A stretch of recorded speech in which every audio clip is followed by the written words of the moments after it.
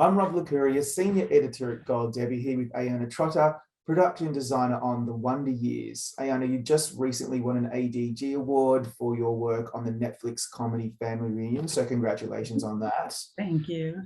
I was saying to you offline that I just made the assumption that you found a beautiful old home somewhere in Montgomery and you dressed it up and Bob's your uncle. But no, you built the whole thing. I just find that incredibly fascinating that you're able to richly recreate a very specific and recognizable era, a time capsule for a bygone era of American suburbia.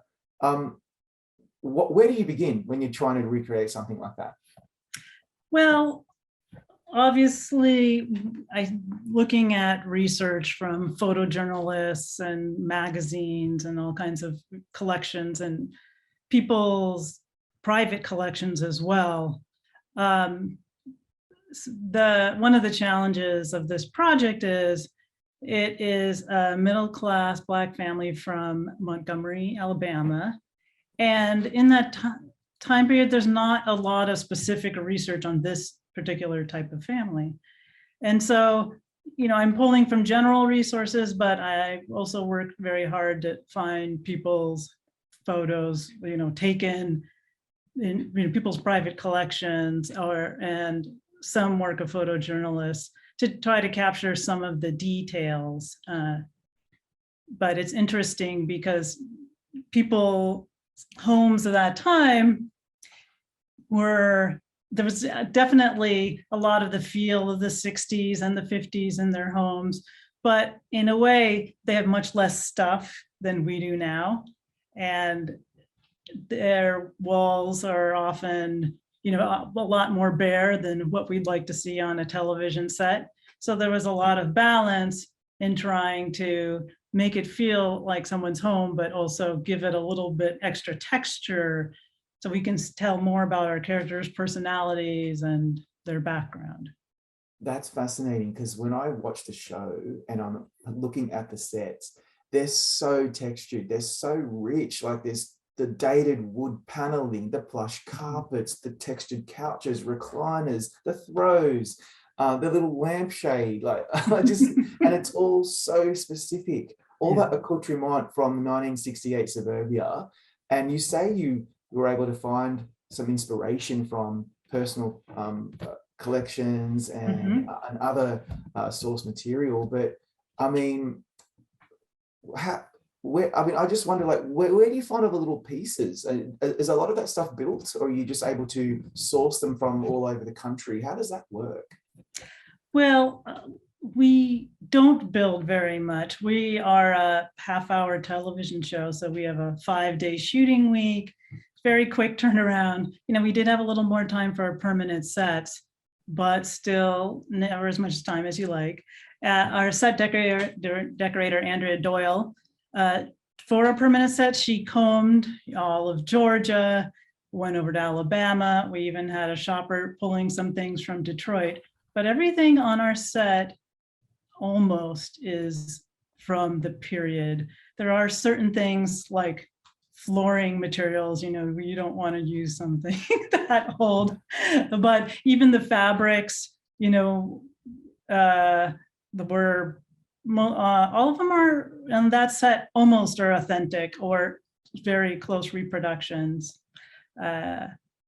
Things like wallpaper, you can find online vintage wallpaper and buy it, but of course it's still very brittle and terrible condition and the little edges are brown. So we often would scan it and reproduce it and, to give it authentic feel. But and finding vintage lamps and all of that, you should see we have shelves and shelves of lighting for our set because, a lot of what our cinematographer uses a lot of those practicals for lighting. He only lights through the windows and with our practicals. So not only as a vintage lampshade, something hard to find, we also need to find something that will give off the light and provide the right kind of lighting for the show. So that has always been one of our points where we paid a lot of attention to is the lighting. Absolutely. That's really what lends the show that immersive quality and makes it feel super authentic. So the home, the school, Yes, their primary locations. What else did you have? Did you have to build the barbershop in the mall, or is that something that you were able to repurpose? the barber shop is built.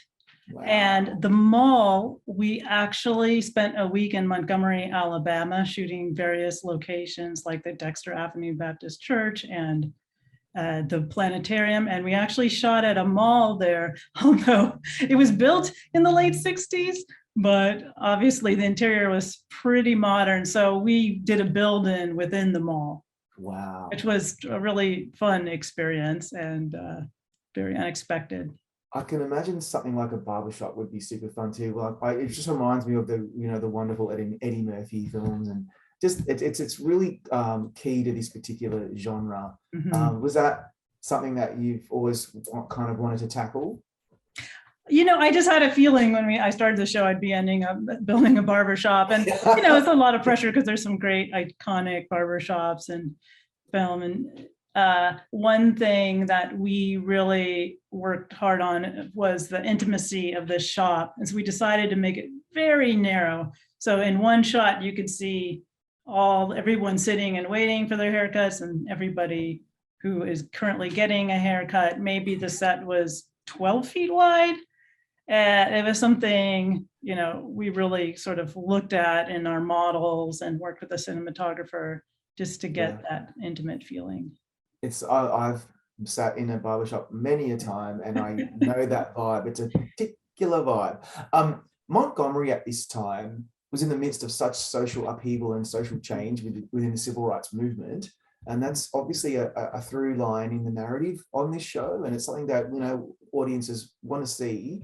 How did your designs perhaps reflect the shifts in the political and cultural landscape in the South at this time? It is a little right in our, for the school set, for example, school segregation is over, and they've begun the process of school integration.